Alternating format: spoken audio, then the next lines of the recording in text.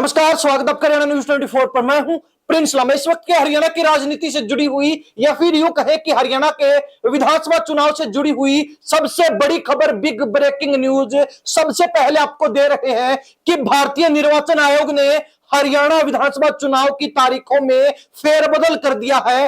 अब जो है चुनाव की तारीखों को आगे बढ़ा दिया गया है, यानी कि बीजेपी की तरफ से प्रदेश अध्यक्ष मोहनलाल बड़ोली के द्वारा भारतीय निर्वाचन आयोग को कुछ तर्क देते हुए, कुछ जो है कारण देते हुए यह पत्र लिखा था कि चुनाव की तारीखों में बदलाव किया जाना चाहिए, जिसके ऊपर 27 अगस्त को भारतीय निर्वाचन आयोग की बैठक हुई थी। एक कमेटी की जो है आपस में मीटिंग हुई, चर्चा हुई और उसके बाद अब जो है भारतीय निर्वाचन आयोग की तरफ से बड़ा फैसला लिया गया है। सबसे पहले आपको भारतीय निर्वाचन आयोग की तरफ से जो हरियाणा प्रदेश के चुनाव से संबंधित नई तारीखों का ऐलान किया गया है, जो तारीखों में बदलाव किया गया वो आपको बता देते हैं। पहले जो मतदान वोटिंग 1 अक्टूबर को होनी थी उसको बढ़ाकर जो है 5 अक्टूबर को कर दिया गया है। वहीं जो चुनावी परिणाम है, जो मतगणना है 4 अक्टूबर को होनी थी उसको बढ़ाकर 8 अक्टूबर पर ले जाया गया है, 8 अक्टूबर कर दिया गया है। यानी कि वोटिंग जो है 1 अक्टूबर की बजाय 5 अक्टूबर को होगी, तो वही काउंटिंग 4 की बजाय अब 8 अक्टूबर को होने जा रही है। इसके अलावा कहीं ना कहीं जो नामांकन की तारीख थी, नामांकन की अंतिम तिथि थी या फिर नामांकन की जो जांच की तिथि थी और नामांकन वापस लेने की जो आखिरी तारीख थी, उनमें कोई परिवर्तन नहीं किया गया, वो सेम है जो कि त्यों रखी गई है। पहले जो है 1 अक्टूबर को वोटिंग होनी थी जिसको बढ़ाकर 5 अक्टूबर को कर दिया गया, तो वही काउंटिंग 4 अक्टूबर को होनी थी जिसको बढ़ाकर अब 8 अक्टूबर कर दिया गया है। भारतीय निर्वाचन आयोग की तरफ से हरियाणा चुनाव से संबंधित नई तारीखें जारी कर दी गई। इसके अलावा जो नामांकन की तिथि थी, नामांकन की अंतिम तिथि 12 सितंबर रखी गई थी, वो ज्यों की त्यों है। नामांकन की जांच की जो तिथि थी वो 13 सितंबर रखी गई थी, वो भी एज इट इज है। और नामांकन वापस लेने की जो तिथि थी वो 16 सितंबर तक की थी। जो तारीख 16 सितंबर तक की पहले तय की गई थी वो भी एज इट इज है, यानी कि इनमें कोई फेरबदल नहीं किया गया। लेकिन काउंटिंग और वोटिंग जो होनी है उनकी तारीखों में फेरबदल कर दिया गया है। अब बीजेपी की तरफ से पत्र लिखा गया था, तो साथ ही इनेलो और जेजेपी की तरफ से भी भाजपा का इस बात में साथ दिया गया था कि चुनाव की तारीख को आगे बढ़ाया जाना चाहिए। चुनाव की तारीखों को आगे बढ़ाने के पीछे बीजेपी का जो तर्क था, बीजेपी ने जो कारण बताए थे वो कारण इस तरीके से थे।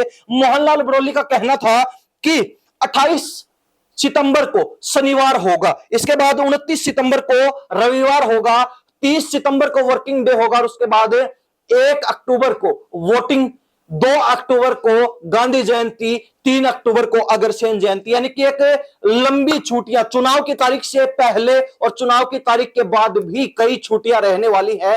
तो इस स्थिति में कहीं ना कहीं लोगों का प्रदेश से बाहर प्रवास का कार्यक्रम बन सकता है। बड़ी संख्या में लोग जो है प्रवास का कार्यक्रम बना सकते हैं और इस स्थिति में कहीं ना कहीं भारतीय निर्वाचन आयोग का जो मकसद रहता है लोकतंत्र को मजबूत करने के लिए, भारत का जो सबसे बड़ा लोकतंत्र पूरे विश्व में है, पूरी दुनिया में है, उसको और अधिक मजबूती प्रदान करने के लिए अधिक से अधिक मतदान किया जाए, अधिक से अधिक वोटिंग की जाए, वो कहीं ना कहीं प्रभावित होता है। यह तर्क बीजेपी की तरफ से दिया गया। तो वहीं इसमें एक और तर्क जोड़ा गया था कि 2 अक्टूबर को आशोज अमावस्या होने के कारण राजस्थान के अंदर बिश्नोई समाज का धार्मिक अनुष्ठान होता है, जिसमें देश प्रदेश से नहीं बल्कि विश्व से बिश्नोई समाज के लोग हिस्सा लेते हैं। तो इस स्थिति में भी बिश्नोई समाज का जो एक बड़ा वोट बैंक हरियाणा प्रदेश में है उसका राजस्थान प्रवास का कार्यक्रम बनना भी तय है। और 2 अक्टूबर को अगर आशोज अमावस्या पर बिश्नोई समाज का धार्मिक अनुष्ठान होना है तो उस स्थिति में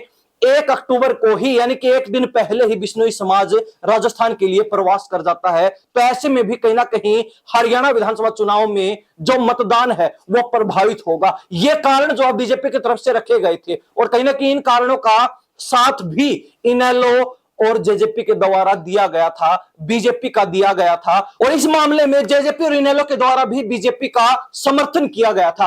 हालांकि कहीं ना कहीं अब निर्वाचन आयोग के द्वारा मीटिंग के बाद यह फैसला किया गया है कि चुनाव की तारीखों में बदलाव किया जाए। फिर आपको बता दें कि चुनाव की तारीख जो पहले वोटिंग की तारीख तय की गई थी वो 1 अक्टूबर थी, लेकिन अब उसको बढ़ाकर 5 अक्टूबर कर दिया गया। तो वही काउंटिंग की यानी कि मतगणना की जो तारीख थी वो 4 अक्टूबर से बढ़ाकर 8 अक्टूबर कर दी गई है। यानी कि अब हरियाणा प्रदेश में जो विधानसभा चुनाव होने हैं वो मतदान होगा 5 अक्टूबर को और मतगणना होगी 8 अक्टूबर को। तो इस स्थिति में कहीं ना कहीं सभी पार्टियों को और भी जो है 5-7 दिन का समय ज्यादा मिलने जा रहा है। भारतीय चुनाव आयोग की तरफ से, भारतीय निर्वाचन आयोग की तरफ से यह नई जानकारी सभी के साथ साझा कर दी गई है। हालांकि अब बड़ी बात यह है कि सभी दल चुनावी मैदान में संघर्ष करते हुए नजर आ रहे हैं, दमखम दिखा रहे हैं, शक्ति प्रदर्शन कर रहे हैं, तमाम तरीके की चीजें देखने को मिल रही हैं। लेकिन कांग्रेस की तरफ से यह बात कही गई थी कि बीजेपी इस बार के चुनाव से डरी हुई है, सहमी हुई है। जो भाजपा तीसरी बार सरकार बनाने का दम भर रही है, कहीं ना कहीं उनका वो खोखला दावा है, उनकी बात में किसी भी तरीके का कोई दम नहीं झलक रहा है। तो ऐसे में कहीं ना कहीं कांग्रेस की हवा देखकर, कांग्रेस का माहौल देखकर इस बार बीजेपी के पसीने छूट रहे हैं और बीजेपी को अपने घर वापसी नजर आ रही है। बीजेपी को अपने हाथों से सत्ता फिसलती हुई दिखाई दे रही है और इस स्थिति में भाजपा ने जो है आनन फानन में भारतीय निर्वाचन आयोग को तारीखों में बदलाव करने के लिए पत्र लिखा है। हालांकि भारतीय निर्वाचन आयोग की तरफ से इस पत्र पर संज्ञान लेते हुए तारीखों में बदलाव कर दिया गया है, लेकिन तारीखों के अंदर जो है 2-4 दिन का ही फेरबदल हुआ है। यानी कि जो तारीख पहले 1 अक्टूबर थी उसको बढ़ाकर 5 अक्टूबर यानी कि 4 दिन आगे कर दिया गया। तो वही जो मतगणना 4 अक्टूबर को होनी थी उसको बढ़ाकर 8 अक्टूबर का कर दिया गया है। तो इस बारे में कहीं ना कहीं आपको क्या लगता है, क्या वास्तव में बीजेपी इस बार के चुनाव से डरी हुई है, कांग्रेस का माहौल देखकर डरी हुई है? जिस तरीके से विपक्ष लगातार बीजेपी पर हावी है कि बीजेपी कांग्रेस की स्थिति जानकर कहीं ना कहीं धरातल पर अपनी कमजोरियों को देखते हुए डरी हुई है, सहमी हुई है और कहीं ना कहीं इस बार चुनाव में बीजेपी कांग्रेस से मात खा सकती है। इस बात में कितना दम, कितनी सच्चाई है, अपनी राय कमेंट के माध्यम से जरूर रख दीजिए।